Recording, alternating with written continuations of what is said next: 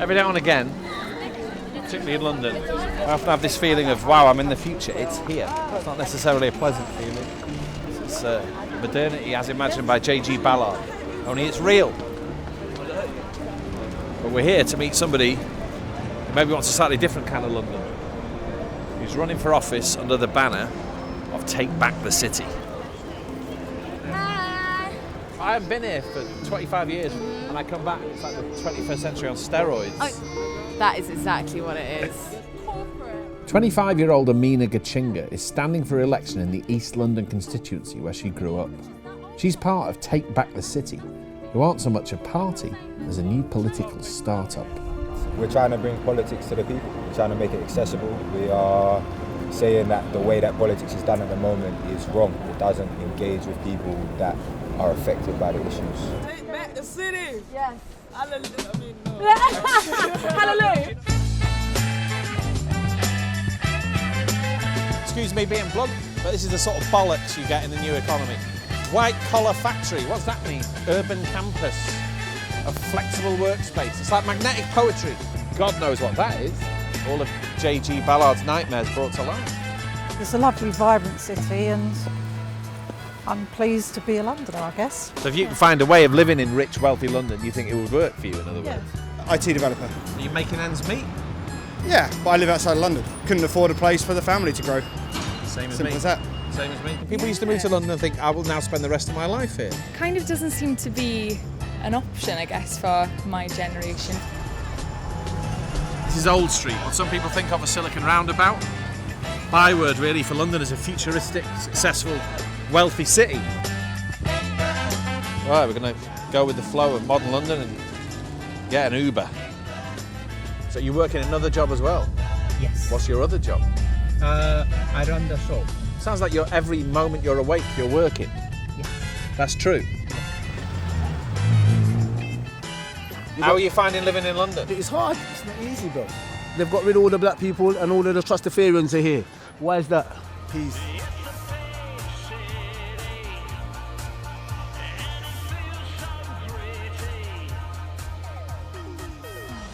Brand new apartment complex, Dalston. Once quite a run-down, poor part of East London. It's called Vibe.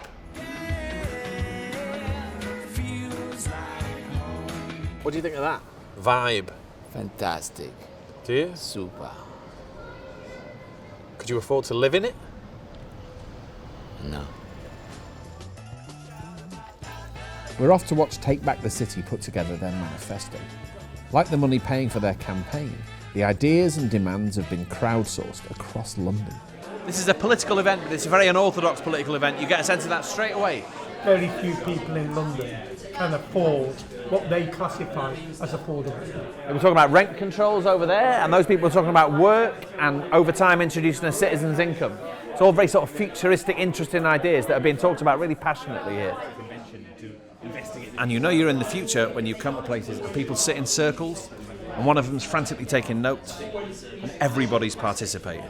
London is changing so fast, but the communities that I work with, I know, don't feel like they have a say. Our city is not working for the people that are living in it, and I'm wondering who's going to be left. Because the people that are being most affected are the people that makes London what London is.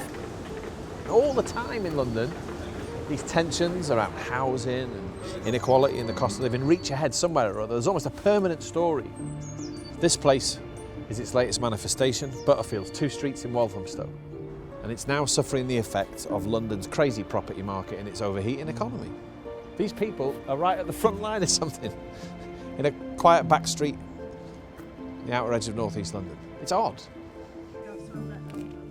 Oh, something's happening here. Residents are all starting to come out. The street. Is this street meeting happening in the street? People who lived in the street for years got eviction notices out of the blue. What did it tell you about life in modern London, do you think? Not good. Not the place to be. When you heard the Olympics was coming, what did you think it would mean for you? Fantastic. What are we now, 4 years down the line? As far as you understand, it means you're getting turfed out of your house. Exactly, yeah. My wife, she starts to cry, she's getting panic. I'm all the time in work. I don't have too much time to think about the eviction, but she was very bad. How many hours a day do you work, roughly? Do you want to know? 18? Yeah. 18 hours a day? Yeah. That woman there, I think, has got 2 kids. She's been served with an eviction notice, and she says she can't talk to us because as soon as she starts talking about it, she starts crying. Even now, she's really going through it. The reality of it is it's an emotional, tortuous, horrible business. Increasing numbers of Londoners are being pushed out, and there's a lack of answers from mainstream politicians.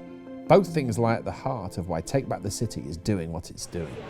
So we're about to go campaigning, Take Back the City style. Can you see us now? While you regenerate this city, it seems you've forgotten who generates this city. We are 2 generations and more of builders who have made this place our home. We have made this place our own. Would you vote for her? Yeah, I would. Yeah. You know what I mean? Like, I like the messages. I like the message they're coming with.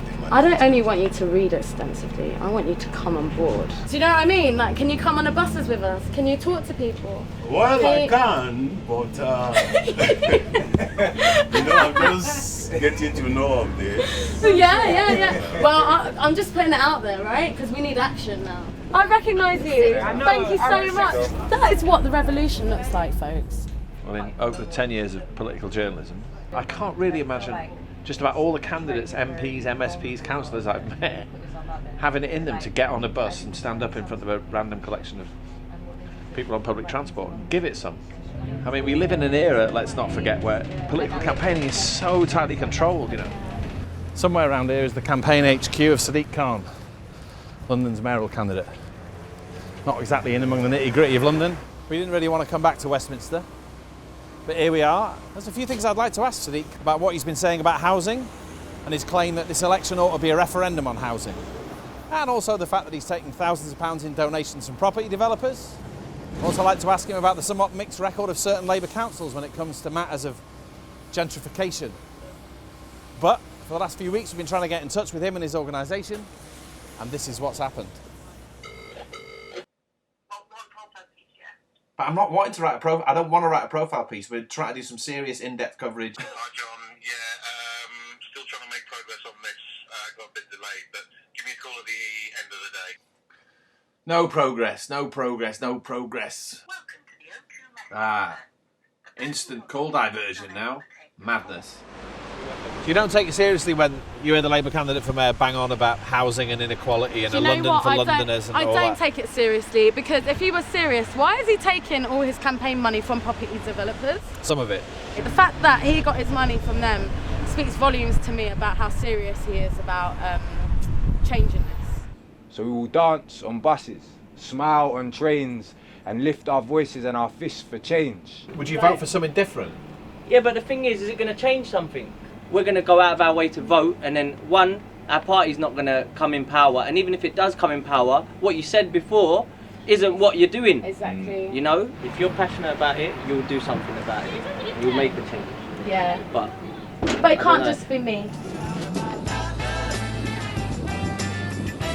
The Labour Party would say the same thing, wouldn't it? It would say we're the voice of ordinary Londoners as opposed to the distant, wealthy, privileged Conservatives. I live in Newham. They no longer serve the people in this borough. You really think it's that bad? Yeah, they no longer serve people in this borough. You can see the developments that are popping up. You can see that the way that they're selling off the land around here, and that communities aren't being consulted on it. If this doesn't work this time, what's the future for you and Take Back the City? This is just the beginning of something that is much more important than an election, and that is growing a movement. I'm not saying it's easy.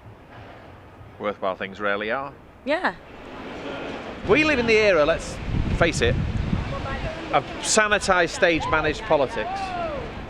And yet there's Amina from Take Back the City campaigning in the most direct, authentic way, where the medium almost becomes the message. The fact that she's doing it tells you how her politics are different.